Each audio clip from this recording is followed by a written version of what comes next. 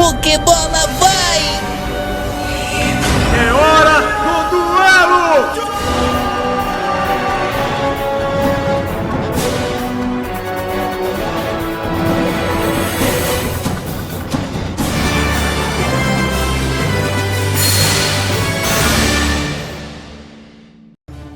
O Yu-Gi-Oh! Trading Card Game é um jogo de cartas colecionáveis desenvolvido e publicado pela Konami. É baseado no jogo fictício Duel Monsters, criado pelo artista de mangá Kazuki Takahashi, que aparece em parte da franquia de mangá Yu-Gi-Oh! E é o enredo central em suas várias adaptações de anime e séries spin-off. O jogo de cartas colecionáveis foi lançado pela Konami em 1999 no Japão e em março de 2002 na América do Norte. Foi nomeado o jogo de cartas colecionáveis mais vendido do mundo pelo Guinness World Records em 7 de julho de 2009, tendo vendido mais de 22 bilhões de cartas em todo o mundo. Em janeiro de 2021, estima-se que o jogo tenha vendido cerca de 35 bilhões de cartas em todo o mundo. Mas como funciona a dinâmica deste jogo? No jogo de cartas colecionáveis, os jogadores compram cartas de seus respectivos baralhos e se revezam jogando cartas no campo. Cada jogador usa um baralho contendo 40 a 60 cartas e um baralho extra opcional de até 15 cartas. Há também um baralho lateral opcional de 15 cartas que permite aos jogadores trocar cartas de seu baralho principal e ou baralho extra entre os jogos. Os jogadores estão restritos a 3 de cada carta por baralho e devem seguir a lista de cartas proibidas ou limitadas, que restringe as cartas selecionadas pela Konami a serem limitadas a 2, 1 ou 0. Cada jogador começa com 8.000 pontos de vida, sendo que o objetivo principal do jogo é usar ataques de monstros e às vezes efeitos de cartas para reduzir os pontos vitais do oponente. O jogo termina ao atingir uma das seguintes condições. Um jogador perde se seus pontos vitais chegarem a 0. Se ambos os jogadores atingirem 0 pontos de vida ao mesmo tempo, o jogo termina empatado. Um jogador perde se for obrigado a comprar uma carta, mas não tem mais cartas para comprar no baralho principal. Certas cartas têm condições especiais que desencadeiam uma vitória ou perda automática quando suas condições são atendidas. Por exemplo, ter todas as 5 cartas de Exódia ou Proibido na mão, jogar todos os 5 feitiços do Tabuleiro do Destino no campo, ou ter Ghost Trick End of Mischief no campo com 10 materiais XYZ. Um jogador pode desistir a qualquer momento. Disposições das cartas. As cartas são dispostas da seguinte maneira. Deck principal. O deck principal do jogador é colocado aqui virado para baixo e pode consistir em 40 a 60 cartas. Monstros normais de efeito de ritual ou de pêndulo podem ser armazenados aqui. Cartas de magia e armadilha também são armazenadas aqui. O deck extra do jogador é colocado aqui, virado para baixo, e pode ter 15 cartas com o destino de cartas monstro Fusion, Synchro, XYZ e Link. Monstros pêndulo também são colocados aqui com a face para cima, caso contrário seriam enviados no campo para o cemitério. Cemitério, uma zona para onde os cards são enviados quando são descartados ou destruídos, como monstros que foram tributos ou destruídos, ou a maioria dos cards de magia e armadilha após terem sido ativados. Zona de monstros principais, um campo de 5 espaços onde as cartas de monstros são colocadas quando invocadas com sucesso. Antes da adição de monstros Link, qualquer tipo de monstro poderia ser colocado lá a qualquer momento. Depois que os monstros Link foram introduzidos, os monstros do deck extra só poderiam ser invocados por invocação especial do deck extra para a zona de monstros extra, ou uma zona de monstro principal para a qual o monstro Link aponta, até a mudança de regra de abril de 2020 em diante, onde apenas Link monstros e monstros pêndulo, convocados do deck extra, seguem esta restrição. Zonas de monstros extra. Introduzida como monstros Link, esta é uma zona onde monstros do deck extra podem ser invocados. Uma zona de monstro extra não faz parte do campo de nenhum jogador até que ele invoque um monstro para a zona de monstro extra, o que significa que elas são compartilhadas entre os jogadores. Zona de magias e armadilhas. 5 espaços nos quais cartas de magia ou armadilha podem ser colocadas. As zonas de magia e armadilha, mais à esquerda e à direita, podem opcionalmente ser tratadas como zonas de pêndulo, colocando monstros pêndulo lá, permitindo aos jogadores usar efeitos de pêndulo e realizar invocações de pêndulo. As zonas de pêndulo originalmente estavam nos lados esquerdo e direito das zonas principais de monstros e feitiços armadilhas, quando introduzidas na era Arc-V, mas foram integradas nas zonas de feitiços e armadilhas mais à esquerda e à direita durante a era Vrains. Zona de campo. uma zona onde as cartas mágicas de campo são colocadas. As cartas que são banidas por efeitos de cartas são colocadas fora do jogo em uma pilha. Estrutura do turno. O turno de cada jogador contém 6 fases que acontecem na seguinte ordem. Fase de compra. Um jogador do turno compra uma carta de seu baralho. Fase de espera. Nenhuma ação específica ocorre, mas existe para efeitos de cartas e custos de manutenção que são ativados ou resolvidos durante esta fase específica. Fase principal 1. O jogador do turno pode invocar por invocação normal ou baixar um monstro, ativar cards e efeitos que ele controla, mudar a posição de batalha de um monstro, desde que não tenha sido invocado neste turno, e baixar magias ou armadilhas com a face para baixo. Fase de batalha. O jogador do turno pode escolher atacar seu oponente usando qualquer monstro em seu campo em posição de ataque. Dependendo da posição do monstro oponente, os pontos de ataque do monstro atacante são levados em conta contra os pontos de ataque ou defesa do monstro oponente. Se ambos os monstros estiverem em posição de ataque, o monstro com menos pontos de ataque é destruído, e seu dono sofre pontos de dano de vida igual à diferença entre os pontos de ataque de ambos os monstros. Se ambos os monstros tiverem pontos de ataque iguais, ambos são destruídos e nenhum dano é sofrido, a menos que ambos os pontos de ataque sejam 0, caso em que nenhum deles será destruído. Se o monstro oponente estiver em posição de defesa e tiver menos pontos de defesa que os pontos de ataque do monstro atacante, ele será destruído e o dono não sofrerá nenhum dano. No entanto, se o seu ponto de defesa for igual ou superior, o atacante sofre pontos de dano de vida igual à diferença entre os dois valores, e nenhum monstro é destruído. Se o jogador defensor não tiver monstros defendendo, um ataque direto pode ser realizado, com o jogador defensor recebendo pontos de dano de vida igual aos pontos de ataque do monstro atacante. O jogador do turno pode optar por não entrar na fase de batalha e, em vez disso, ir para a fase final. Opa, você aí, tá gostando do vídeo? Não se esqueça de curtir, compartilhar e se inscrever.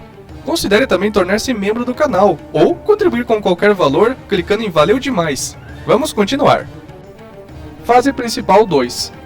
O jogador pode realizar todas as mesmas ações que estão disponíveis durante a fase principal 1, embora não possa repetir certas ações já realizadas na fase principal 1, como a invocação normal, ou alterar a posição de batalha de um monstro que já foi convocado, atacado ou tiver sua posição de batalha alterada durante o mesmo turno. Esta fase só é acessível se a fase de batalha tiver sido iniciada. Fase final. O jogador declara o fim do seu turno. Certos efeitos de cartas e custos de manutenção podem ser ativados ou resolvidos durante esta fase específica. No início de um jogo, o jogador inicial não pode entrar nas fases de batalha durante seu primeiro turno. A jogabilidade gira em torno de 3 tipos de cartas: cartas de monstro, magia e armadilha. Cartas de monstro são monstros usados para atacar e defender o jogador adversário, principalmente com o propósito de danificar os pontos vitais de um oponente. Feitiços, que podem ser jogados na mão ou definidos para uso posterior, fornecem vários efeitos, como alterar a força de um monstro, comprar cartas adicionais ou remover cartas do oponente do campo. Armadilhas são cartas colocadas no campo com antecedência e ativadas em turnos posteriores quando certas condições são atendidas, como quando o oponente escolhe o monstro de um jogador como alvo. Com algumas exceções, uma carta de monstro típica possui um nível representado por estrelas, com monstros mais poderosos normalmente sendo de níveis mais altos, um atributo ao qual certos efeitos podem reagir, e uma descrição listando os tipos de monstros e quaisquer efeitos ou condições de invocação que eles possam ter. Os monstros são convocados para o campo através de 3 categorias principais de convocação: normal, tributo e especial. Uma vez durante a fase principal de um jogador, ele pode escolher invocar normalmente um monstro normal ou de efeito de nível 4 ou inferior da sua mão, em posição de ataque virado para cima ou em posição de defesa voltada para baixo, ou invocar como tributo um monstro de nível 5 ou superior, tributando um ou mais monstros já em campo. As invocações especiais são realizadas utilizando efeitos de cartas ou cumprindo as condições de outros métodos de convocação, como aqueles usados para invocar cartas do baralho extra, e podem ser realizados quantas vezes desejar se as condições forem atendidas. Tipos de monstros. O jogo atualmente apresenta os seguintes tipos de monstros: normal, ou amarelo. Um monstro sem efeitos próprios, tendo apenas uma descrição do monstro, armazenado no deck principal e pode ser convocado normalmente, em tributo ou especial. Devido à falta de efeito, eles raramente são jogados no jogo competitivo moderno, a menos que haja um arquétipo, ou seja, uma série de cartas tematicamente relacionadas que se apoiam entre si, centrado em um monstro normal específico. Um exemplo seria o arquétipo do Mago Negro. Efeito: laranja. Um monstro que possui pelo menos um efeito pode ser convocado da mesma maneira que monstros normais. Ritual: azul. Armazenados no deck principal, esses monstros normalmente só podem ser invocados de forma especial usando uma carta de feitiço ritual e tributando os monstros necessários listados em suas instruções. Fusão: roxo. Armazenados no baralho extra, esses monstros são convocados utilizando cartas com efeito de fusão, como polimerização, e tributando monstros listados na descrição do monstro. Synchro: branco. Armazenados no deck extra, esses monstros são convocados tributando do campo um monstro do tipo sintonizador e um ou mais monstros do tipo não sintonizador, cujos níveis sejam iguais ao nível do monstro Synchro que está sendo invocado. XYZ: preto. Armazenados no baralho extra, esses monstros possuem classificações em vez de níveis e requerem 2 ou mais monstros cujo nível seja igual à classificação do monstro XYZ. Esses monstros se tornam as unidades de sobreposição do monstro XYZ, que podem então ser enviadas ao cemitério para ativar efeitos. Pêndulo: gradiente verde. Variações de outros tipos de monstros que, se enviados do campo para o cemitério, são colocados com a face para cima no deck extra.